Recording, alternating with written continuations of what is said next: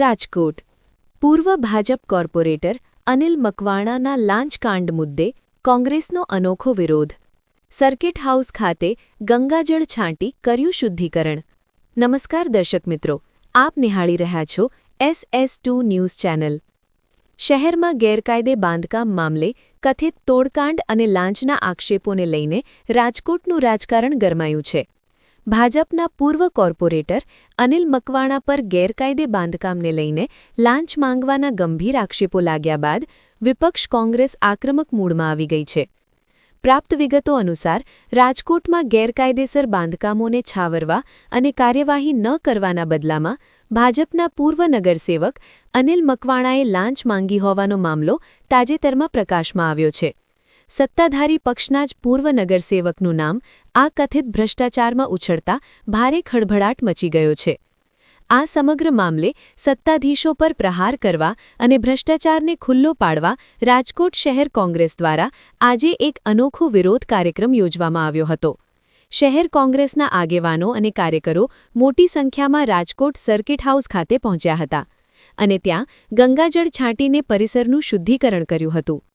કોંગ્રેસના આગેવાનોએ આક્રોશ વ્યક્ત કરતા જણાવ્યું હતું કે ભ્રષ્ટાચારમાં લિપ્ત નેતાઓની અવરજવરથી આ જગ્યા અપવિત્ર થઈ ગઈ છે, જેને પવિત્ર કરવા માટે ગંગાજળનો છંટકાવ કરવામાં આવ્યો છે. આ દરમિયાન કોંગ્રેસી કાર્યકરોએ ભાજપ શાસિત મહાનગરપાલિકામાં ચાલતા કથિત ભ્રષ્ટાચાર અને નેતાઓ વિરુદ્ધ ભારે સૂત્રોચ્ચાર કર્યા હતા.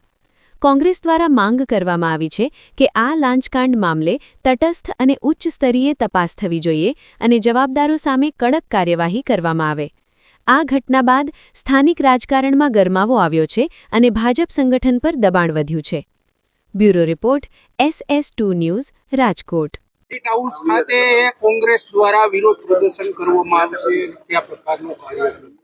ખાસ કરીને છેલ્લા 2 થી 3 દિવસથી રાજકોટની જનતામાં, રાજકોટના મીડિયા દ્વારા ભારતીય જનતા પાર્ટીના પૂર્વ નગરસેવક અનિલભાઈ મકવાણા જે રીતના સામાન્ય નાગરિકોના પ્લાન કમ્પ્લીશનના નામે, ખોટા બાંધકામના નામે 3 લાખ રૂપિયા, 4 લાખ રૂપિયા, એમાંથી 1.5 લાખ રૂપિયા એવી વાતો કરી રહ્યા છે. સર્કિટ હાઉસના ટેબલ ઉપરથી એવું કહે છે કોન્ફરન્સ રૂમ ખોલી દો. આ અમારું સર્કિટ હાઉસ છે, આપણું જ છે ને, બેસવાનું જોઈએ ને, અહીંયા આ વસ્તુ કરવાની જોઈએ. એટલે ક્યાંક ને ક્યાંક અમે કોંગ્રેસ પક્ષ દ્વારા આજે વિરોધ પ્રદર્શન કરવા આવ્યા છીએ, સર્કિટ હાઉસનું શુદ્ધિકરણ કરવા આવ્યા છીએ કે ભારતીય જનતા પાર્ટીના શાસકો સર્કિટ હાઉસને પોતાનો અડ્ડો બનાવીને જે પ્રજાને અને જનતાને લૂંટવાનું કામ કરી રહ્યા છે. સર્કિટ હાઉસના મેનેજરને અમે પૂછવા આવ્યા છીએ કે ક્યાં ધારાસભ્યના દબાણથી તમે કોન્ફરન્સ રૂમ ખોલવાની પરવાનગી આપી, અને આવનારા દિવસોમાં જાહેર જનતાને પણ કહી છીએ કે કોઈ પણ ભારતીય જનતા પાર્ટીનો સત્તાધીશ જો તમારા નામ તમને દબાવતો હોય, તમારો તોડ કરતો હોય, તો શહેર કોંગ્રેસ કાર્યાલય આવજો. તમને ન્યાય અપાવવાનું કામ શહેર કોંગ્રેસ કરશે.